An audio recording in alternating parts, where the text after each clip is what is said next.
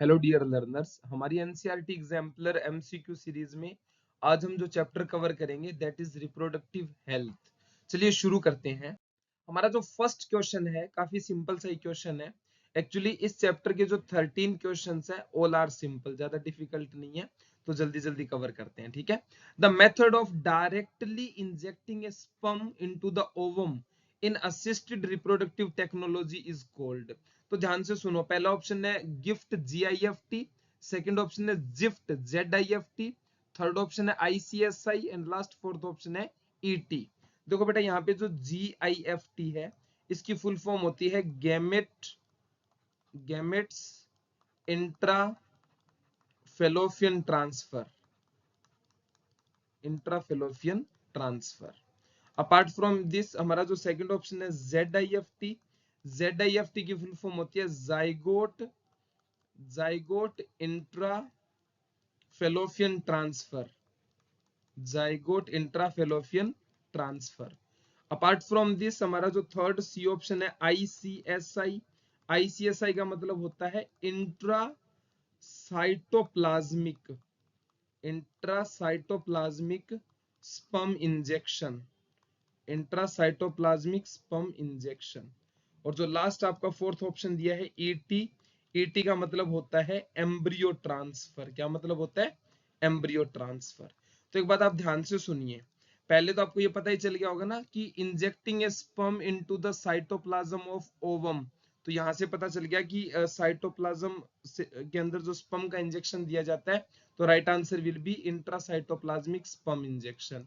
यहाँ पे कुछ एडिशनल इंफॉर्मेशन जो आपको याद रखनी है, ये जो होता है this is an example of in vivo fertilisation. ये किसका एग्जांपल होता है? इन विवो फर्टिलाइजेशन का। और इन विवो फर्टिलाइजेशन का मतलब होता है fertilisation takes place inside the body of female की बॉडी के अंदर जब फर्टिलाइजेशन होता है that is known as in vivo fertilisation.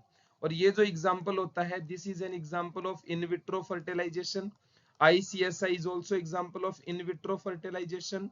Embryo transfer is also an example of in vitro fertilization. Okay, मतलब इनमें फर्टिलाइजेशन बॉडी के बाहर होगा, उसके बाद फर्दर डेवलपमेंट के लिए हम फीमेल की बॉडी में एम्ब्रियो या जाइगोट का ट्रांसफर करते हैं। ठीक है, तो हमारे क्वेश्चन का सिंपल सा आंसर था intracytoplasmic sperm injection. Apart from this मैंने ये तीनों टर्मिनोलॉजी जो शॉर्ट फॉर्म दी थी उनको एक्सप्लेन कर दिया। ठीक है, चलिए नेक्स्ट क्वेश्चन पे चलते हैं। Increased IMR and decreased MMR in A population will. ये बहुत अच्छा क्वेश्चन है। ये क्वेश्चन इकोलॉजी से सोल्व होगा बेटा। किससे सोल्व होगा? इकोलॉजी से। आप ध्यान से सुनो, यहाँ पे हमारे क्वेश्चन में एक वर्ड दिया गया है IMR। IMR का मतलब होता है infants mortality rate. Infants mortality rate. और जो यहाँ पे एक वर्ड और दिया गया है दैट इज MMR। MMR का मतलब होता है maternal mortality rate. Maternal mortality rate. अब बेटे एक बात आप ध्यान से सुनो, इन्फेंट जो वर्ड होता है ना, इन्फेंट का मतलब होता है न्यूबॉर्न। क्या मतलब होता है? न्यूबॉर्न। और जो मैटरनल वर्ड है वो डिनोट करता है बेटा मदर को। किसको डिनोट करता है? मदर को। और मोर्टेलिटी जो वर्ड होता है ना, मोर्टेलिटी, वो डिनोट करता है बेटा डेथ को। किसको डिनोट करता है? डेथ को। और इसी तरीके से एक वर्ड होता है नेटेलिटी। क्या वर्ड होता है? नेटेलिटी। नेटेलिटी वर्ड जो डिनोट करता है वो बर्थ को डिनोट करता है। किसको डिनोट करता है? बर्थ को। अब देखो आपकी क्वेश्चन में क्लियरली मेंशन है इंक्रीज्ड इन्फेंट मोर्टेलिटी रेट, यानी जो इन्फेंट मोर्टेलिटी रेट है वो तो इंक्रीज हो चुकी है। यानी आज की डेट में जो बच्चे पैदा हो रहे हैं, मतलब ये एक केस दिया गया है, ये आज के सिनेरियो पे नहीं दिया गया है, ये एक हाइपोथेटिकल कंडीशन है कि अगर ऐसा हो जाए कि जो नए बच्चे पैदा हो रहे हैं उनकी तो डेथ होनी शुरू हो जाए और जो मदर है उसकी डेथ कम होने लग जाए, तो इससे पॉपुलेशन पे क्या फर्क पड़ेगा। तो देखो आपको यहाँ पे मैं थोड़ा सा इकोलॉजी का एक कॉन्सेप्ट समझाता हूँ कि पॉपुलेशन कब इंक्रीज होती है, कब डिक्रीज होती है, कब स्टेबल रहती है। तो ये डिपेंड करता है number of reproductive and pre reproductive members in any population. तो अब ध्यान से सुनिए, मान लो सपोज करो हमारे पास ये है प्री रिप्रोडक्टिव। क्या है? Pre reproductive. और जितने प्री रिप्रोडक्टिव हैं उतने ही सपोज करो हमारे पास है रिप्रोडक्टिव। पोस्ट रिप्रोडक्टिव को हम कंसीडर नहीं करते, पोस्ट रिप्रोडक्टिव का कोई लेना देना नहीं है। तो अगर नंबर इक्वल है ना तो ये जो पॉपुलेशन होगी वो स्टेबल पॉपुलेशन होगी। कैसी पॉपुलेशन होगी? स्टेबल पॉपुलेशन होगी। और अगर मान लो प्री रिप्रोडक्टिव का नंबर है ज्यादा, जो प्री रिप्रोडक्टिव है वो है ज्यादा और जो रिप्रोडक्टिव है उनका नंबर है कम, तो इस तरीके की जो पॉपुलेशन होगी वो एक्सपांड करेगी, फ्यूचर में इंक्रीज होगी, या इसको बोल सकते हैं इंक्रीजिंग पॉपुलेशन। मतलब जो वो पॉपुलेशन होगी वो इंक्रीज करेगी। अपार्ट फ्रॉम दिस अगर प्री रिप्रोडक्टिव का नंबर है कम, प्री रिप्रोडक्टिव का नंबर है कम और रिप्रोडक्टिव का जो नंबर है वो है ज्यादा, रिप्रोडक्टिव का जो नंबर है वो ज्यादा है, तो इसमें जो पॉपुलेशन होगी वो डिक्लाइन करेगी और I can say that decreasing population होगी। कैसी होगी? डिक्रीजिंग। ये इकोलॉजी में कॉन्सेप्ट दिया है। अब एक बात आप ध्यान से सोचो, जो इन्फेंट है, न्यू बॉर्न है, उनकी तो डेथ होती जा रही है और जो मदर है उसकी डेथ हो नहीं रही है। तो इस केस का कंक्लूजन क्या है कि जो प्री रिप्रोडक्टिव हैं वो तो हो जाएंगे कम और जो रिप्रोडक्टिव स्टेज में फीमेल्स हैं उनका नंबर है ज्यादा। तो मीन्स टू से जो कंडीशन है वो कौन सी हो गई? ये वाली कंडीशन हो गई। तो इस तरीके की जो पॉपुलेशन है वो डिक्लाइन होगी। तो cause rapid increase in the growth rate गलत है, result in the decline of growth rate सही है, नो सिग्निफिकेंट चेंज गलत है, एक्सप्लोसिव मतलब इंक्रीज होगी गलत है। तो right answer will be second B option. तो ये क्वेश्चन दे हमें रिप्रोडक्टिव हेल्थ में रखा है बट रियलिटी में इसका जो कॉन्सेप्ट है वो इकोलॉजी से आया है। किससे आया है? इकोलॉजी से।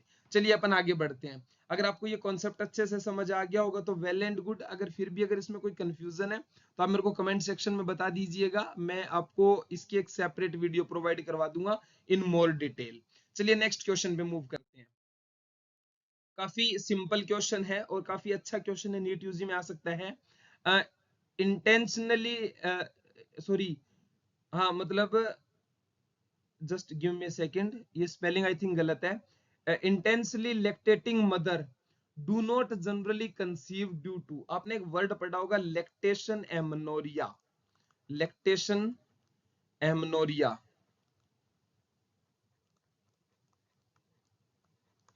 देखो लैक्टेशनल एमनोरिया के अंदर क्या होता है, ये जो पीरियड होता है ना ये effective up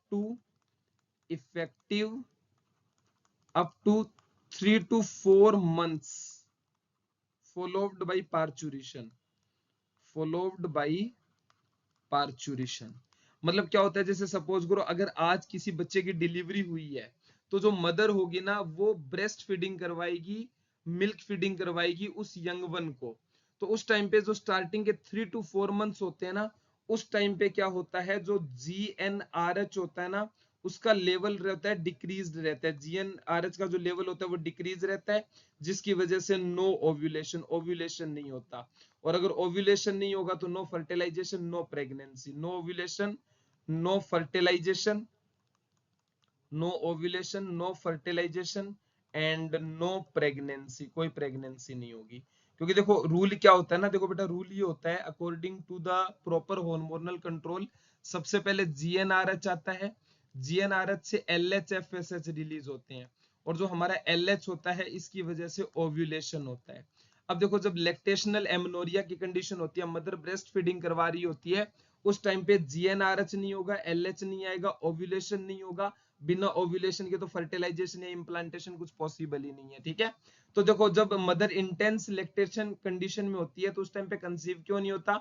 suppression of gonadotropin बिल्कुल सही है, हाइपर सिक्रेशन ऑफ गोनेडोट्रोपिन गलत है, suppression of gametic transport, gamete transport पे कोई फर्क नहीं पड़ेगा, और सप्रेशन ऑफ फर्टिलाइजेशन गलत है। तो प्रॉपर जो करेक्ट एक्सप्लेनेशन होगी वो हमारा फर्स्ट ए ऑप्शन हो जाएगा कि इंटेंस लैक्टेशन के टाइम जो मदर होती है वो जनरली कंसीव क्यों नहीं करती, क्योंकि उस टाइम पे गोनेडोट्रोपिन रिलीजिंग हार्मोन जो हाइपोथैलेमस से रिलीज होता है वो सप्रेस रहता है, डिक्रीज्ड रहता है। तो जब वो डिक्रीज होगा तो LHFSH नहीं निकलेंगे, LHFSH नहीं निकलेंगे तो आपका ओव्यूलेशन नहीं होगा फीमेल में। ठीक है, चलिए आगे बढ़ते हैं।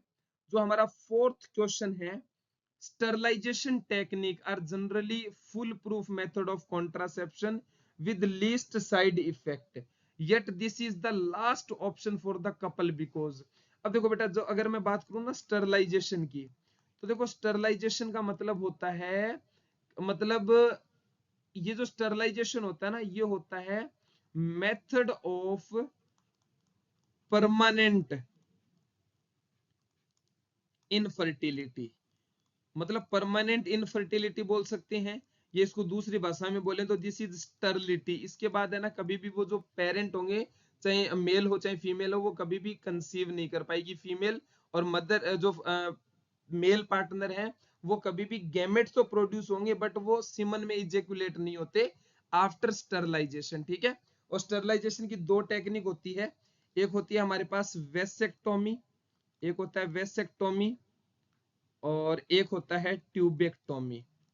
एक बात याद रखना, जो ट्यूबेक्टोमी होती है वो तो होती है फीमेल में, और वेसेक्टोमी होती है मेल के अंदर। अब देखो ये परमानेंट मेथड है, इसका फेलियर का कोई चांस नहीं है। स्टिल जो ह्यूमन कपल्स होते हैं वो स्टरलाइजेशन को अडॉप्ट नहीं करना चाहते। इसके पीछे क्या क्या रीजन है? तो पहला दिया है it is almost irreversible. This is absolutely true statement, कि अगर एक बार वेसेक्टोमी और ट्यूबेक्टोमी हो गई तो उसको आप दोबारा से रिवर्स नहीं कर सकते, उसको दोबारा से आप जोड़ नहीं सकते। तो ये परमानेंट मेथड है, इसीलिए जो ह्यूमन कपल्स होते हैं वो जनरली मतलब स्टरलाइजेशन टेक्निक को अडॉप्ट नहीं करते हैं, ठीक है। The misconception that it will reduce the sexual अर्ज, ये बात बिल्कुल सही है। जो रूरल एरियाज हैं तो वहां पे ना ऐसा एक मिसकॉन्सेप्शन है लोगों के दिमाग में, कि अगर एक बार वेसेक्टोमी और ट्यूबेक्टोमी करवा दी जाएगी ना, तो जो सेक्सुअल डिजायर है, जो सेक्सुअल अर्ज है, वो रिड्यूस हो जाएगी। रियलिटी में ऐसा कुछ होता नहीं है, बट इस भ्रम की वजह से भी लोग स्टरलाइजेशन टेक्निक को अडॉप्ट नहीं करते। It is a surgical process, बिल्कुल सही है। जो ह्यूमन कपल्स होते हैं वो सर्जरी के नाम से डरते हैं, उनको लगता है ऑपरेशन होगा, तो वो उस मेथड को अडॉप्ट ही नहीं करना चाहते। ऑपरेशन, सर्जिकल ऑपरेशन के नाम से डरते हैं लोग। The lake of sufficient facility in the many parts of the country, absolutely correct, कि इंडिया के अंदर, हमारे इंडिया के अंदर हर जगह मेडिकल फैसिलिटीज अभी उतनी वेल डेवलप नहीं है कि अगर किसी को सर्जिकल मेथड के लिए जाना भी हो तो नियर बाई वो सारी फैसिलिटीज अवेलेबल हो। तो ये सारी बातें सही है। इन सभी रीजंस की वजह से इंडिया के अंदर जो ह्यूमन कपल्स होते हैं वो जनरली स्टरलाइजेशन टेक्निक्स को अडॉप्ट नहीं करते। एक तो ये इरिवर्सिबल है, मिसकॉन्सेप्शन है कि सेक्सुअल डिजायर कम हो जाएगी, तीसरा सर्जिकल प्रोसेस है, चौथा मेडिकल फैसिलिटीज है वो उतनी डेवलप नहीं है, ठीक है। चलिए नेक्स्ट क्वेश्चन पे मूव करते हैं। The national level approach to build a reproductively healthy society was taken up in our family in our country. It was in 1950, ये 1950 में था। ये आपको याद ही रखना पड़ेगा। एक चीज और बता देता हूँ, एक प्रोग्राम आया था फैमिली प्लानिंग। कौन सा प्रोग्राम आया था? Family planning. ये जो फैमिली प्लानिंग आया था ये 1950-51 के अंदर आया था, और इसका एक स्लोगन भी हुआ करता था। इसका जो स्लोगन था वो क्या था? हम दो हमारे दो, हम दो हमारे दो। ये वाला स्लोगन भी इसका था। ये भी आपसे पूछा जा सकता है कि फैमिली प्लानिंग प्रोग्राम कब शुरू हुआ था, तो you have to answer like 1950 या 1951 के अंदर। क्लियर है? चलिए नेक्स्ट पे मूव करते हैं। The emergency contraceptive are effective if it is used within. सुनो आप ध्यान से, आपको यहाँ पे क्वेश्चन में दिया है इमरजेंसी कॉन्ट्रासेप्टिव। तो देखो इमरजेंसी कॉन्ट्रासेप्टिव जो होती है ना, वो जनरली पिल्स होती हैं बेटा। क्या होती हैं? पिल्स होती हैं। तो ये जो होती है ना, ये लेनी होती है with in 72 hours of coitus. Intercourse के 72 आवर्स के अंदर अंदर पिल्स ली जाती हैं, वो होती हैं इमरजेंसी कॉन्ट्रासेप्टिव मेथड। चलिए नेक्स्ट क्वेश्चन पे मूव करते हैं। Choose the right one among the given statement. IUDs से रिलेटेड क्वेश्चन है। एक बात याद रखना, जो आईयूडीज हैं these are the most important for NEET UG और any another national level competitive exam। IUD का क्वेश्चन सबसे ज्यादा पूछा जाता है। चलो एक आईयूडी के बारे में दो तीन बातें आपको बता देता हूं। आईयूडीज जो होती है ना, जनरली तीन टाइप की होती है। एक होती है कॉपर रिलीजिंग आईयूडी। कौन सी होती है? Copper releasing IUD. और एक होती है बेटा हार्मोन रिलीजिंग आईयूडी। कौन सी होती है? Hormone releasing IUD. और एक आईयूडी होती है नॉन मेडिकेटेड आईयूडी। कौन सी होती है? Non medicated IUD. टोटल तीन तरीके के आईयूडीज के क्लासिफिकेशन किए गए हैं, हार्मोन रिलीजिंग, कॉपर रिलीजिंग और नॉन मेडिकेटेड। कॉपर रिलीजिंग के आपको एग्जांपल याद रखने हैं। कॉपर रिलीजिंग के एग्जांपल आप याद रखिए, कॉपर टी, एक होता है कॉपर 7, एक होता है मल्टी लोड 375। उसी तरीके से हार्मोन रिलीजिंग में क्या आएगा, एक आएगी प्रोजेसर्ट और एक आएगी हमारी LNG-20, और नॉन मेडिकेटिव में आएगा लिपीज लूप। क्या आएगा, Lippes loop. Is it clear to you? ये एग्जांपल आप याद रखना, नीट में मोस्ट कॉमनली पूछे जाते हैं। हमारा यहाँ पे जो क्वेश्चन है वो अलग है, हमें राइट स्टेटमेंट सिलेक्ट करनी है।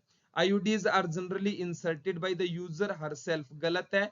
एक बात याद रखना, आईयूडीज का जो इंसर्शन होता है ना, IUDs insertion, IUDs insertion requires medical professional, एक पढ़ा लिखा मेडिकल प्रोफेशनल चाहिए जो आईयूडीज को इंसर्ट करेगा। इसको जो फीमेल है वो खुद इंसर्ट नहीं कर सकती, ये गलत स्टेटमेंट है।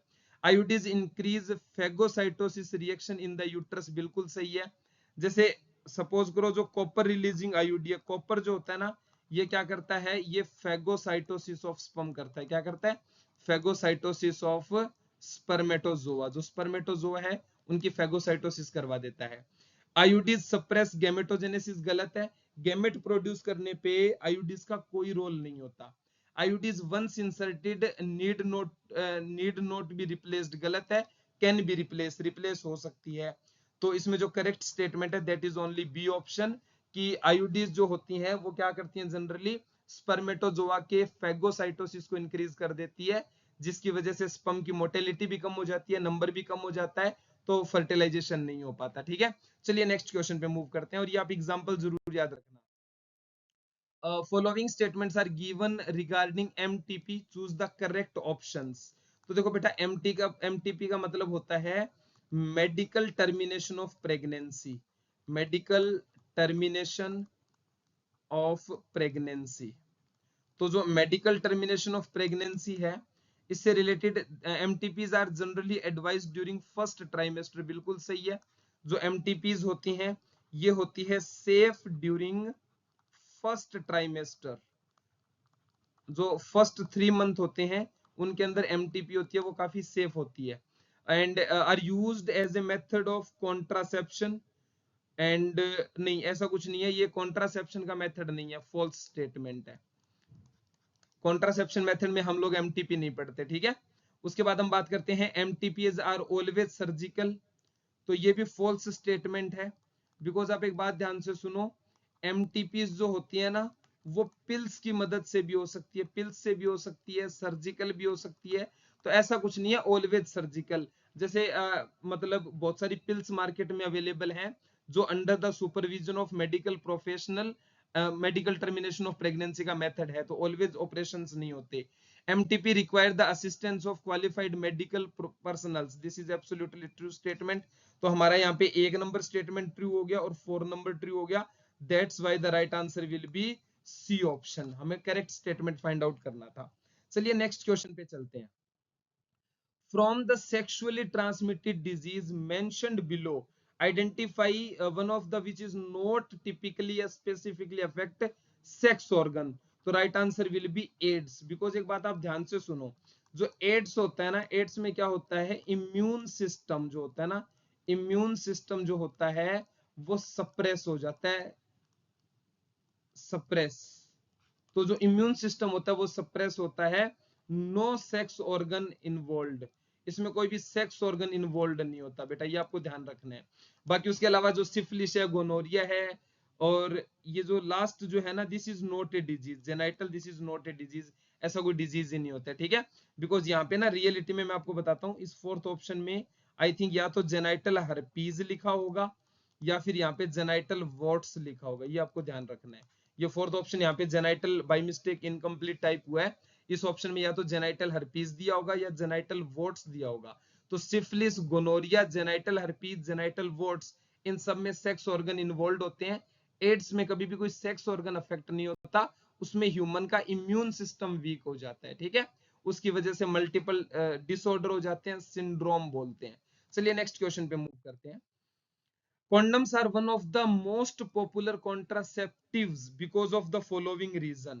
तो देखो, these are effective barrier for insemination, बिल्कुल true statement है।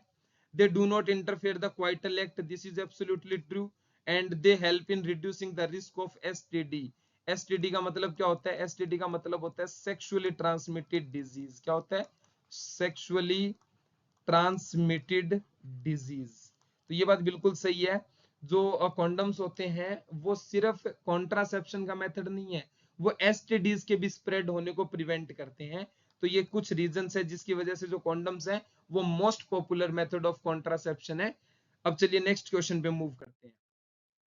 Choose the correct statement regarding ZIFT procedure. तो देखो ZIFT हम पहले ही डिस्कस कर चुके हैं। इसमें क्या होता है? In this method zygote intrafallopian transfer, zygote intrafallopian transfer, जो जाइगोट होता है वो फेलोपियन ट्यूब में ट्रांसफर होता है। तो ओवम इज कलेक्टेड। देखो बेटा ओवा क्यों कलेक्ट करेंगे? ओवा तो गैमेट में होता है। जाइगोट, जाइगोट इसमें फिर ओवा लिखा है तो गलत हो गया। Collected from the female donor and transferred into the fallopian tube, this is absolutely true. Transferred into the uterus, गलत है, यूट्रस में नहीं होता। तो जो हमारा करेक्ट आंसर है वो फुल फॉर्म से क्लियर हो गया। Right answer will be only B option. ठीक है, चलिए नेक्स्ट क्वेश्चन पे मूव करते हैं। The correct surgical procedure as a contraceptive method. देखो ओवेरियोक्टोमी का मतलब होता है रिमूवल ऑफ ओवरी। क्या मतलब होता है? Removal of ovary. हिस्टेरेक्टोमी का मतलब होता है रिमूवल ऑफ यूट्रस। क्या मतलब होता है? Removal of uterus. और वेसेक्टोमी का मतलब होता है कट एंड रिमूवल, या फिर यहां पे टाई भी लिख सकते हैं, ऑफ फेलोपियन ट्यूब। सॉरी यहाँ पे, सॉरी ये वेसेक्टोमी दिया, वोस डिफरेंस आएगा। क्या आएगा? वोस डिफरेंस। ये मेल के लिए है, वोसा डिफरेंस। और यहाँ पे दिया कास्ट्रेशन। कास्ट्रेशन का मतलब होता है डैमेज। डैमेज की बजाय डिस्ट्रक्शन वर्ड लिख दें तो मोर अप्रोप्रिएट होगा। Destruction of testicle. तो बेटा आपको एक बात याद रखनी है, सर्जिकल प्रोसीजर जो होते हैं, जो हमारे सर्जिकल प्रोसीजर होते हैं, surgical method of contraception, surgical method of contraception. तो ये देखो अगर मेल की बात करें और फीमेल की बात करें तो मेल में होता है वेसेक्टोमी, और जो फीमेल होती है इसमें होता है ट्यूबेक्टोमी। क्या होता है? ट्यूबेक्टोमी। इसमें कट फेलोपियन ट्यूब और इसमें होता है कट वोस डिफरेंस। तो हमारा जो राइट आंसर है कि कौन सा मेथड होता है वो वेसेक्टोमी या ट्यूबेक्टोमी होता है। और वेरियोक्टोमी, हिस्टेरेक्टोमी और जो कास्ट्रेशन होता है वो कॉन्ट्रासेप्शन के मेथड नहीं है बेटा। ठीक है, चलिए नेक्स्ट लास्ट क्वेश्चन पे। Diaphragms are contraceptive devices used by the female, choose the correct option. They are introduced into the uterus, गलत है। हमेशा याद रखना जो सर्वाइकल कैप्स होती हैं एंड जो डायाफ्राम्स होते हैं ये इंसर्टेड और कवर ओनली सर्विक्स। ये किसको कवर करते हैं? सर्विक्स को कवर करते हैं। पहली बात तो ये। दूसरा, ये रीयूजेबल होते हैं, इनको बार बार यूज किया जा सकता है। तो ये गलत हो गया, यूट्रस में कभी भी इंसर्ट नहीं करते। They are placed to cover the cervical region, true statement. They act as a physical barrier of sperm entry, ठीक है। They act as spermicidal. अगर मैं बात करूं स्पर्मिसाइडल की, तो स्पर्मिसाइडल के लिए अलग से जेल प्रेजेंट होता है, क्रीम प्रेजेंट होती है। तो यहाँ पे सर्वाइकल कैप का कोई रोल नहीं होता। तो only second and third, that's why the right answer will be third, C option. ठीक है, ये जो 13 क्वेश्चन थे ये हमारे NCERT exemplar reproductive health chapter के थे। इजी भी थे, इंपॉर्टेंट भी हैं। इसके अलावा हमारे जो अदर एग्जाम्पलर के चैप्टर्स हैं, जो भी बायो के चैप्टर हैं 32, उनकी वीडियोस भी हमारे यूट्यूब चैनल पे अवेलेबल हैं। आप वो वीडियोस भी जरूर वॉच कीजिए। इनमें से क्वेश्चन आने की प्रोबेबिलिटी सबसे ज्यादा है, क्योंकि ये एनसीईआरटी का ही कंटेंट है जो मोस्ट इंपॉर्टेंट है। ठीक है, इसके अलावा आप हमारे ज्यादा और डीपीपी या मोर इंफॉर्मेटिव क्वेश्चन बैंक के लिए टेलीग्राम चैनल को भी ज्वाइन कर सकते हैं। आप टेलीग्राम पे जाके बायोलॉजी किंगडम सर्च कीजिए, सेम आपको लोगो मिलेगा। ठीक है, so this was all about today's class. बाकी चीजें नेक्स्ट सेशन में डिस्कस करेंगे। Thank you very much.